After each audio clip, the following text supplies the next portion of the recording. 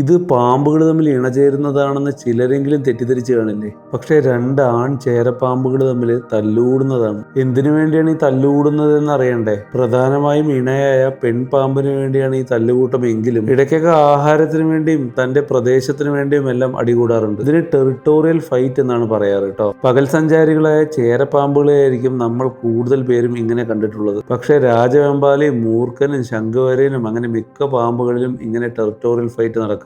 ഇനി ഈ പാമ്പുകളിൽ മാത്രമല്ല, മാന്, കടുവ പോലെയുള്ള പല മൃഗങ്ങളിലും ഈ ആണുങ്ങൾ തമ്മിൽ തന്റെ ഇണയ്ക്ക് വേണ്ടിയുള്ള പോര് നടക്കാറുണ്ട്. ഇനി മനുഷ്യന്മാരുടെ കാര്യത്തിൽ ഇങ്ങനെയുണ്ടോ എന്നതിന്റെ അഭിപ്രായം നിങ്ങൾ കമന്റ് ചെയ്യണേ. ഒരുപാട് നേരം നീണ്ടു നിൽക്കാറുള്ള ഈ പോരിൽ അവസാനം വരെ തലപൊക്കി നിൽക്കുന്നവനായിരിക്കും വിജയി. പൊതുവെ നമ്മളെ കാണുമ്പോഴേക്കും പാഞ്ഞു പോകാറുള്ളവരാണല്ലോ ചേരകൾ. പക്ഷെ ഈ പോര് നടക്കുമ്പോൾ അവർ നമ്മളെ മൈൻഡ് പോലും ചെയ്യില്ല കേട്ടോ. നിങ്ങൾ ഇതേപോലെ പാമ്പുകൾ അടികൂടുന്നത് കണ്ടിട്ടുണ്ടെങ്കിൽ സ്ഥലം കമന്റ് ചെയ്യണം. ഇഷ്ടപ്പെട്ട മറ്റുള്ളവർക്ക് ഷെയർ ചെയ്ത് കൊടുക്കാനും ഇങ്ങനെയുള്ള കണ്ടന്റ് ഫോളോ ചെയ്യാനും മറക്കല്ലേ.